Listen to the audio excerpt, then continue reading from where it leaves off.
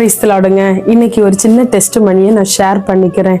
அம்மா அப்பாவை பார்த்து ஏன் என்ன பெற்றீங்க, எல்லா அம்மா அப்பா போல தானே நீங்களும் எனக்கு செய்கிறீங்க அப்படிங்கிற கொஸ்டினை நீங்கள் கேட்காதீங்க. ஏன்னா என்னோட லைஃப்பில் நான் எங்கள் அம்மா கிட்ட நான் கேட்ட நாட்கள் அநேகம் உண்டு.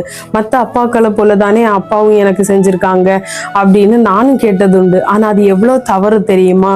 அம்மா அப்பாவை தூஷிக்கிறவங்களுடைய தீபம் வந்து காரிருள்ள அணைந்து போகுமா.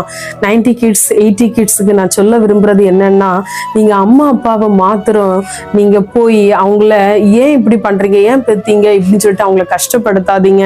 உண்மையிலே சொல்றேன், நான் அதுக்கப்புறம் தான் என்னோட வாழ்க்கையில நான் புரிந்து கொண்டேன், எங்க அப்பா அவருக்கு தகுதிக்கு ஏற்ப என்ன வந்து நல்ல நிலைமையில வச்சிருக்காரு அப்படிங்கிறதுக்காக என்னை திருமணம் செஞ்சு கொடுத்துருக்காருன்னு அதுக்கப்புறம் தான் நான் வந்து உணர்ந்துட்டேன். ஏன்னா நான் சம்பாதிக்கும் போதுதான் எனக்கு அந்த அருமை தெரிஞ்சிச்சு.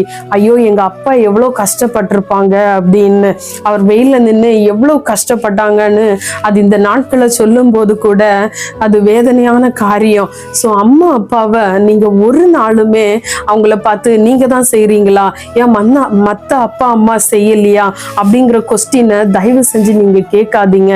ஏன்னா தாயின் தகப்பனை வந்து தூஷிக்கிறவங்களுடைய தீபம் வந்து காரிருள்ள அணைந்து போகுமா.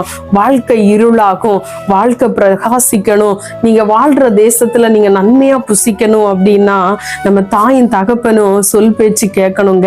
அவங்க அட்வைஸ் வந்து உங்களுக்கு எரிச்சலா இருக்கும், ஆனா அது பிற்காலத்துல உங்களை நன்மையா மாத்தும்.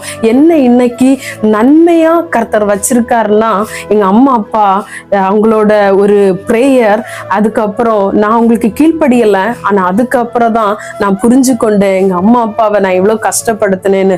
நீங்க இப்ப யோசிக்கலன்னா பிற்காலத்துல யோசிப்பீங்க.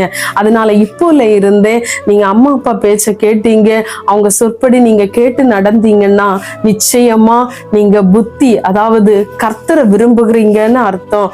அதனால இந்த டெஸ்ட் மணி உங்களுக்கு பிரயோஜனமா இருக்கும். இன்னையில இருந்து கேட்காதீங்க ஏன் என்ன பெத்தீங்க, ஏன் எனக்கு அப்படின்னு நீங்க கேட்காதீங்க. இந்த சாட்சி உங்களுக்கு பிரயோஜனமா இருக்கும். ஆமேன்.